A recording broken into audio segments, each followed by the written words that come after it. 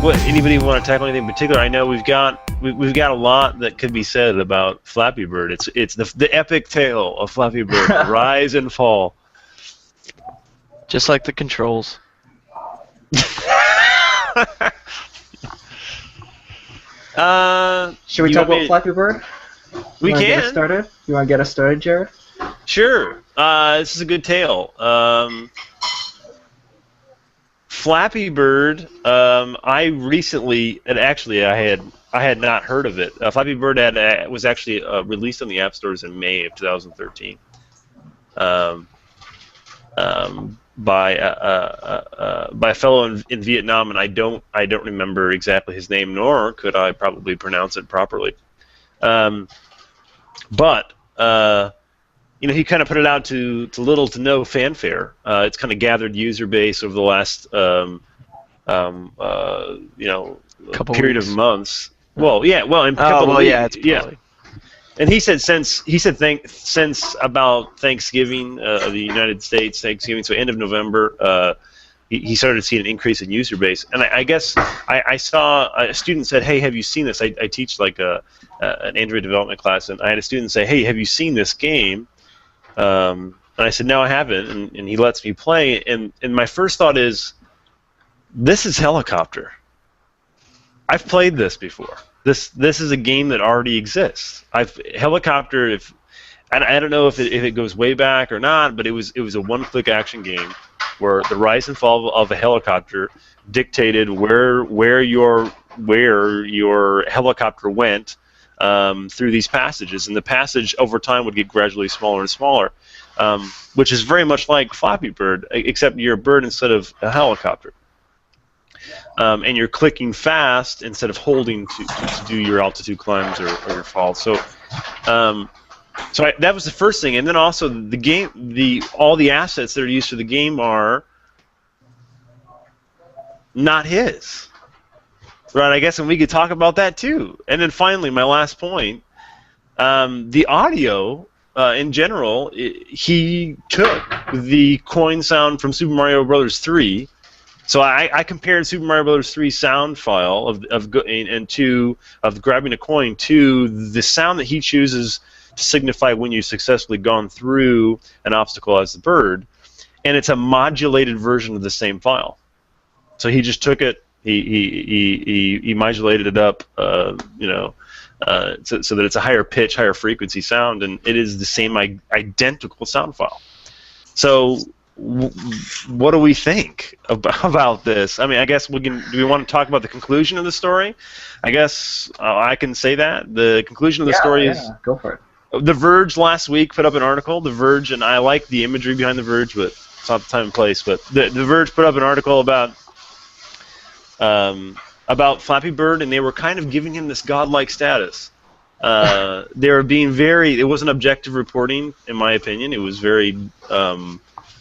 dictated, and one of the main argument they had was that this guy was pulling in $50,000 a day in ad revenue for a game that he basically stole. The gameplay elements, the way you play is stolen, and the assets are as close to being stolen as I guess originally possible. Anyway. And then this previous weekend, he decided that he was going to take it both off the stores. His tweet was, "I can't take any more of this," and people said, "What's the matter?" And he says, "Well, in 24 hours, I'm taking this game off the store, off both stores, both the Apple's App Store and the Android Play Store." And he said, and he made sure to say that it wasn't for legal concerns. So anyway, who wants to add anything to this story? Well, do we know for a fact that this game has stolen assets in it?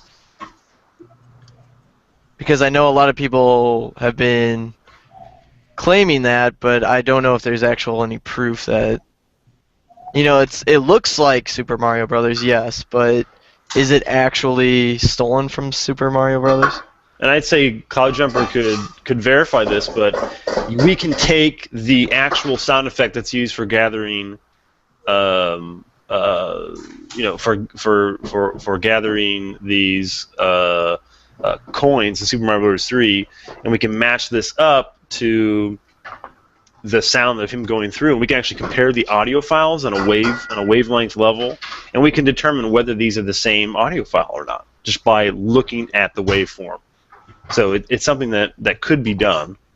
Yeah, and the thing is, like, I mean, the sound that is used in Super Mario Brothers 3 is in itself not so complex. Like, you know, it'd be like a matter of 10 minutes or so to reproduce that if you really wanted it to sound like that. But then it wouldn't match the same wave file. The problem with that, it's really hard to determine for sure, because even if it matches the exact same wave file, there's a certain extent to what a sound file is copyrighted, and if you tweak it enough, it does not necessarily count as an original anymore. The thing is also that I think just with a general matter of this, there's so many games out there that are being stolen and remade. Even with our game, you wouldn't believe how many attacks we have that are, in my opinion, just completely ridiculous. Because it's like, if I'm out there and I'm trying to steal a game, then I'm trying to steal a game that's already published and really successful, not one that's in development.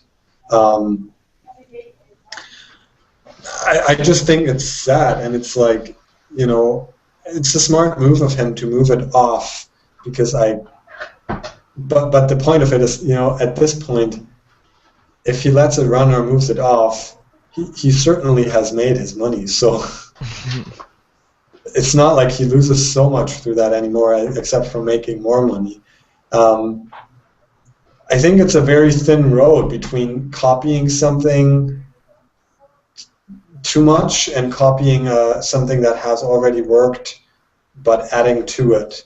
I mean, every creative musician, designer, whatever, is you know, a grave digger to a certain point. Like, every melody has been written before, and every picture has been drawn or photographed before in a way.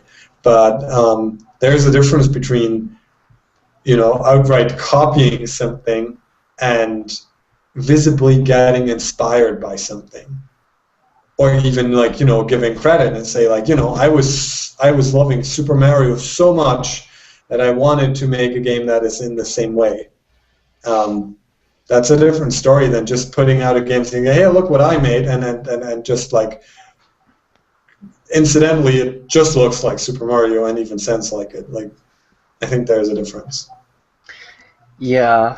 I mean, this kind of, when I first heard about this game, this kind of situation is very easy for me to get on my high horse, and you know, as someone who grew up with games and who truly believes that games can evolve and aspire to be something more than what they already are. We've already seen games grow up in the last 10 to 15 years and go into all these different cool new directions. And a game like this, to me, initially, my gut reaction is just like, this is just like lowest common denominator. This is horrible. Just like, it's just horrible. Creatively, you know, on a creative aspect, it's just horrible. And it's really interesting to read about the creator and the whole drama that sort of resulted from that. He pulled the game, as Claude Jumper said, the guy has made his money, and whatever reason that's been published about why he pulled the game, you can just take it with a grain of salt. He obviously was bothered by the media attention, and we don't really know whether the game itself was by design or was just a happy accident. And then there were also, you know, accusations from different corners that the creator fudged or gamed the system, the App Store voting system, and used bots to inflate the rating to do that sort of stuff. So there's all these questions that are still sort of unanswered. But the bottom line is, it was just really appalling to find out that this derivative throwaway game that's like a dime a dozen when you think about it in terms of mechanics and the production value. It's just raking in the money, and it's almost sort of funny too, because there was a really great article on Polygon the day after, or the same day the story broke. It was written by this, I can't forget his name, he's a journalist and a game designer himself, and he basically was just saying, we really don't know anything. No one knows anything about game design. If you're just looking to make money, right?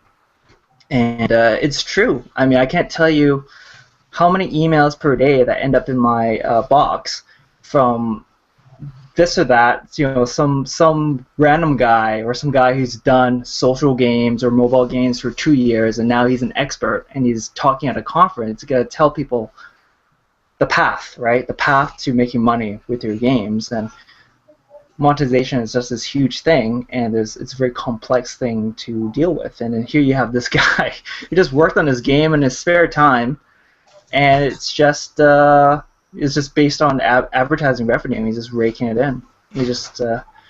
What do we know, right? What do we know as game creators? Yeah, I think to kind of play a little devil's advocate, I believe this was one of his. He's got a couple other games, which are also pretty simple, similar art style and everything. They don't look exact, they don't have the green pipes, the green Mario pipes in them, but anyways, it seemed like this game, Flappy Bird, was a little bit more. It was like an earlier game of his, and sometimes the best way to learn is to emulate. And so I think maybe it was a game where he did sort of just try to recreate certain things that he knew were popular, just stuff that he liked, interests. Like I'm sure he did like Super Mario Brothers and Helicopter and those types of games. It's like this isn't the only game that's similar to Helicopter that's on the App Store, right? And like you said, it is a little bit different than Helicopter in the way you control it, and also you cannot copyright controls. You can't copyright instructions, and that's why it's and that's kind of a good thing, because otherwise there'd only be one company that could make first-person shooters or something like that, right? Mm-hmm. So it does help with innovation, but it does also mean that you can really easily just try and make a clone of something. And I mean, you see that all the time on the App Store, because these companies have a lot of competition and they want to go with safe bets, and if they know this game is really good, let's just make something really similar to it, you're pretty much guaranteed at least some income that way. The thing is that you probably won't ever quite reach the same amount of income as whatever was really popular, because everyone's already playing that anyways, and they're not going to go play your game because it's exactly like what they're already playing. But yeah, I mean, I think maybe it was just him sort of learning and getting better at making games, and so he did, try to emulate or pretty much really closely copy what he liked in certain games. But I don't think he really crossed the line too much. But that's just me. It is weird that games like that can be so popular. But again, when I started playing games, I liked playing, simple Windows 95 games that came on the computer. And, it's like nowadays I wouldn't bother playing those games, but, you kind of learn at some point. I used to play solitaire and stuff like that, and then you kind of move on to more and more advanced games. Cool. Yeah, for sure. Jared, do you want to close out the Flappy Birds discussion? I guess this is a moral to video game developers everywhere. If you're going to make $50,000 a day on a game, you don't tell anybody. You just don't tell people that you're making $50,000 a day. That's it. I wonder how many. Okay, let's pretend that he didn't have any lawsuits, before he made that announcement. I wonder how many people at least thought about. How many representatives at Nintendo said, is this something we could sue over?